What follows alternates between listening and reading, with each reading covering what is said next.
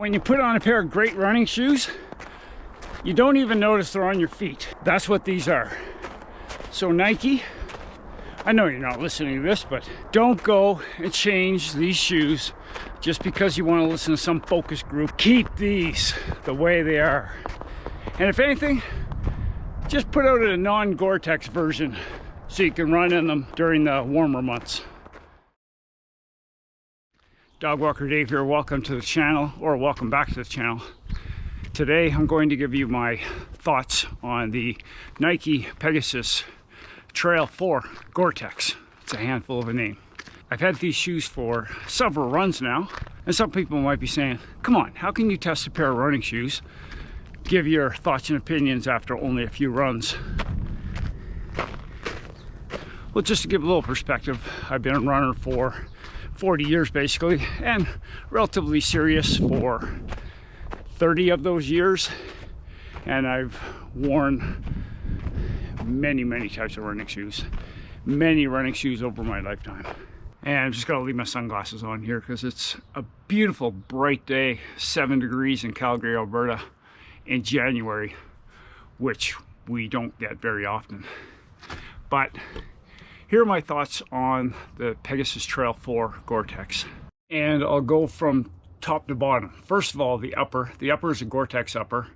I've never run in Goretex shoes before. I've never owned Goretex shoes before. I could do without the Goretex. It's not really that important to me, but it does make it nice when it's colder out when you're running. If it's below 10 degrees Celsius, that is, and you're running through puddles and whatnot, you get wet feet, cold feet.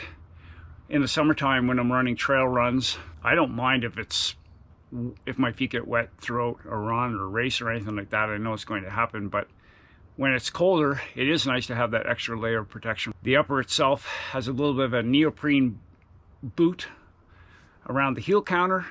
The heel has a nice lock-in strip around the perimeter to keep your heel in place.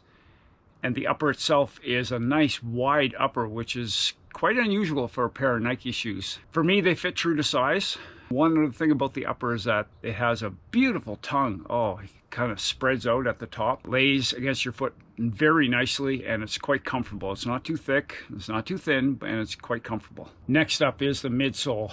They use the React foam. They've tuned it differently for this pair of shoes. I've read many reviews about other Nike running shoes, and some people say the midsoles have not been great in the trail shoes.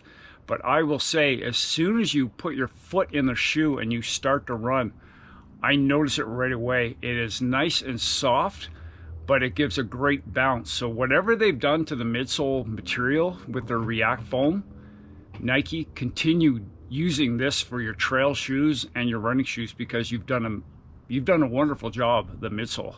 They don't give specifics about stack height or anything like that, but I'm guessing it's about an 8 or 10 mil drop from heel to toe on these shoes. Lastly, the outsole. Nike, you finally have done something right with your trail shoes. In the past, Nike's outsoles have been known to be, well, I'm gonna throw the word out, they've been terrible. The rubber compound they use is not good for traction over anything but a buffed groomed trail that's nice, or a dirt road or something like that. And whatever you've done to the outsole material and put a new blend of rubber in there, please, Nike, keep doing this, because you've done a fantastic job of the outsole. And that is a step in the right direction for how to make a trail running shoe, everyone. I'm not going to run in these shoes in the mountains or anything like that. In the winter and spring months here where I live, where you get a lot of freeze and melt and you get sloppy conditions underneath, I'll be using this shoe many times over the next few months as we go through this freeze-thaw cycle that we usually go through in Calgary. And I'm very happy with what you've done with this trail running shoe. Keep doing this, please. Don't make changes for the sake of change. And even throw out a non-Goretex version, and I would imagine that you're going to do quite well with this running shoe. Thanks for watching, everyone. I know it's kind of a different running shoe video. I tend to do these types of running shoe videos, just give my overall thoughts as I come back from runs, just so that they're fresh in my head and I don't forget things. Thanks for watching, everyone. Get outside and maybe even consider subscribing to the channel.